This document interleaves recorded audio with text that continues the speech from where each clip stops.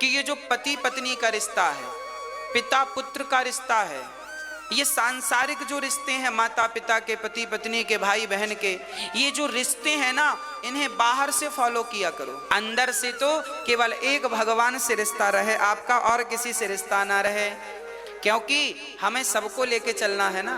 बाहर से तो आपको पति पत्नी बेटा बेटी को खुश रखना है, और भगवान को मन का व्यवहार चाहिए, तो मन से भगवान को खुश रखो, दोनों खुश हो जाएंगे। घर परिवार की खुशियों के बिना हमारी हर सफलता और उपलब्धि अधूरी है। घर में अगर अपनों से मनमुटाव है तो यह हमारी जिंदगी और हमारी कार्यक्षमता पर सीधा प्रभाव डालता है। अपनों के बीच हमेशा प्रेम भाव बना रहे। अगर हमें घर को स्वर्ग बनाना है तो हमें इन बातों का ध्यान रखना होगा। हमारा घर एक प्रयोगशाला है जिसमें हम अपने जीवन पर प्रयोग करते हैं। हमारा अधिकतर समय अपने घर में ही व्यतीत होता है, इसलिए घर को स्वर्ग जैसा वातावरण देना हमारा कर्तव्य है। प्रश्न उठता है कि हमें किन बातों का ध्यान रखना होगा। सबसे पहला अति आवश्यक है कि घर को व्यवस्थित रखने की आदत बनाए। आपके घर में हर वस्तु को रखने का उचित स्थान हो, जो आवश्यकता पड़ते ही अंधेरे में भी हाथ डालो तो वस्तु मिल सके। यदि घर का सामान व्यवस्थित है तो आपका जीवन व्यवस्थित होगा, क्योंकि आपकी जीवन शैली व्यवस्थित होगी। इसके बाद आता है समय का प्रबंधन, यानी अपने जीवन को समय में बांधना है।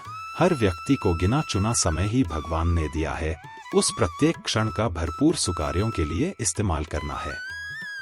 घर कोई ईंट पत्थर से नहीं बनता, वहां प्रेम और करुणा, सहयोग की भावना और एक दूसरे के लिए त्याग करने को तत्पर रहना, तभी घर में जीवंतता आती है।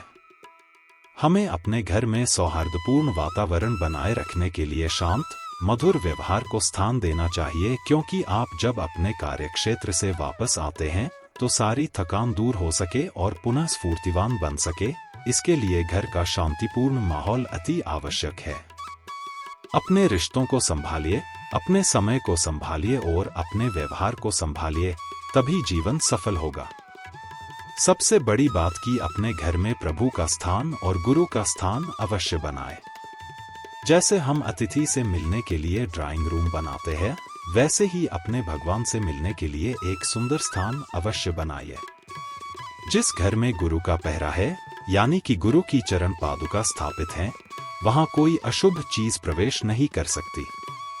अपने घर के मंदिर को अपनी प्रयोगशाला बनाओ, बहुत सुंदर स्वच्छ वातावरण रखो, बेले चढ़ाओ और इतना पवित्र कि जहां बैठते ही आपकी सात्विकता उभर कर सामने आए। यदि आप इन बातों का ध्यान रखते हुए अपने घर को बनाने का प्रयत्न करेंगे तो आपका घर निश्चित रूप से स्वर्ग का टुकड़ा बनेगा, जहां परमात्मा का वास होगा और सब शुभ मंगल ही होगा।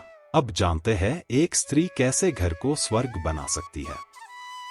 वैसे तो विश्व के लगभग हर सामाजिक समुदाय में घर स्त्रियों के ही जिम्मे है, पर भारतीय संस्कृति में स्त्री को विशेष सम्मान व अधिकार प्राप्त है।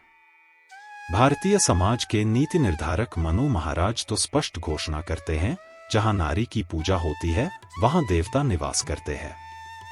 इस घोषणा से ही सारा कुछ स्पष्ट हो जाता है।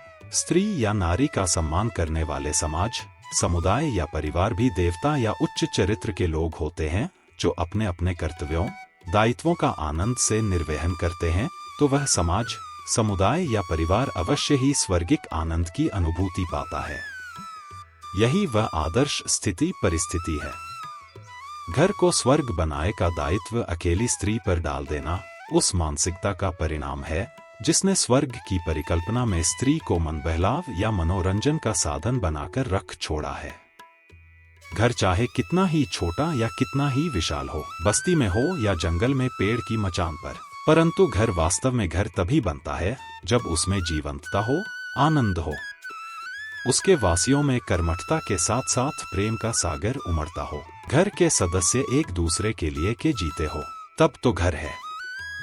इस सब भावनाओं के बिना वह संरचना चाहे सोने से मढ़ी हो, परंतु सराय, होटल, महल कुछ भी हो सकता है, घर तो नहीं कहा जा सकता। जीवंत घर के प्रबंधन में सबसे अच्छा प्रदर्शन उस घर की स्त्री, वह माँ, पत्नी, बहन या बेटी किसी भी रूप में होकर कर सकती है। अपवाद के रूप में घर को बिगाड़ने में पुरुष का भी हाथ हो सकता और स्त्री का भी, जिसके शिक्षा संस्कार बिगड़े हों और वृत्तियां स्वार्थवश स्वयं के विषय में ही सोचने व करने को मजबूर करती हों। ऐसे घर का समाप्त होना भी अवश्यंभावी है। जय श्री कृष्णा। राधे राधे।